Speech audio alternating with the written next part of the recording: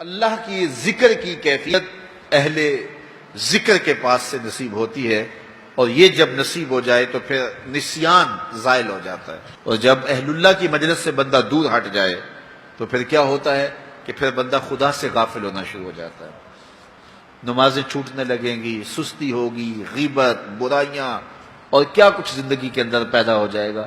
وہ کسی زمانے میں ایک گاؤں کے مولوی صاحب کے بارے میں یہ خبر پہنچی کہ انہوں نے اسلام کو چھوڑ دیا ہے اور عیسائیت قبول کر لی۔ تو جو قریبی شہر کے علماء تھے انہیں بڑی تشویش ہوئی، تو علماء کا ایک گروہ ان کے پاس گیا اور جا کے کہا، حضرت ماجرا کیا ہوا؟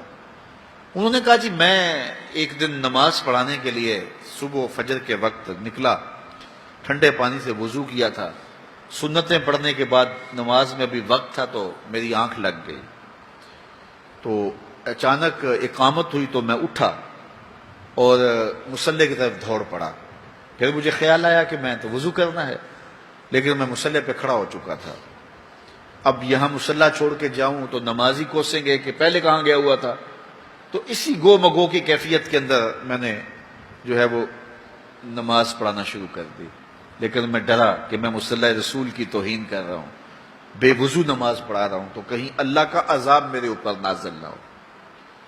تو میں ڈرتا بھی رہا، لیکن ساری نماز پڑھائی، میرے اوپر کوئی ایسی کیفیت اللہ کے عذاب کی نہیں آئی۔ سارا دن گزر گیا، اگلی رات بھی گزر گئی، اگلے دن فجر کا وقت آیا تو پھر میرا وضو ٹوٹ گیا، تو پھر میں نے کہا اب ٹھنڈے پانی سے وضو کیا کرنا ہے، پھر میں مصلی پہ چڑھ گیا، حتیٰ کہ میری عادت ہو گئی۔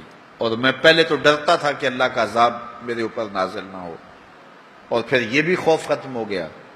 پھر ایک دن میں غسل کی حاجت سے تھا اور میں نے غسل کرنے کی بجائے فجر کی نماز پڑھا دی۔ اس دن میں دوبارہ ڈرا کہ کہیں اللہ کا عذاب نازل نہ ہو جائے، تو کہا سلام پھیرا تو میرے اوپر اللہ کا کوئی عذاب نازل نہیں ہوا۔ تو میں نے اسلام کو چھوڑ دیا کہ اسلام سچا دین ہوتا تو میں اتنی توہین کی ہے مصلی رسول کی، اتنی توہین کی ہے اللہ کے گھر کی، تو میرے اوپر کوئی عذاب آتا، تو میرے اوپر کوئی عذاب نہیں آیا، تو میں پھر واپس ہو گیا ہوں، تو میں عیسائیت قبول کر لیا۔ تو علماء نے کہا کہ تیرے اوپر کوئی عذاب نہیں آیا، اس سے بڑا عذاب کیا ہو سکتا ہے؟ رب نے اپنا دین چھین لیا ہے، اس سے اور بڑا عذاب کیا ہو سکتا ہے؟ اس نے اپنا پیارا دین، محبوب دین تجھ سے چھین لیا ہے، اب جا بھٹکتا پھر، دھکے کھاتا پھر، تیرے سے وہ جو نور تھا وہ تو ہم نے نکال لیا، اب ایک بت رہ گیا۔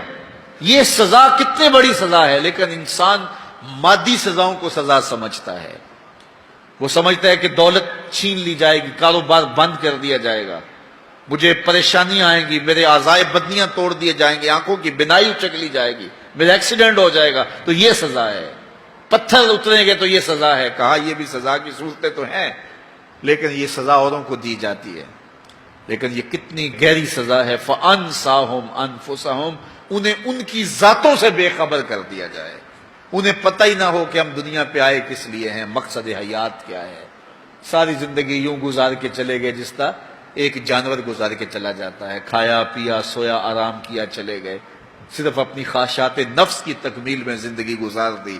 وہ تجھے اشرف بنایا ہے، تیرے سینے میں دھڑکتا دل رکھا ہے، تجھے اس نے اپنی امانتوں کا امین بنایا ہے، تو یہ بوجھ اٹھا کے چل پھر رہا ہے، اور اگر اس نے اس کو اتار دیا تو پھر یہ بہائم اور چوپایا ہو گیا۔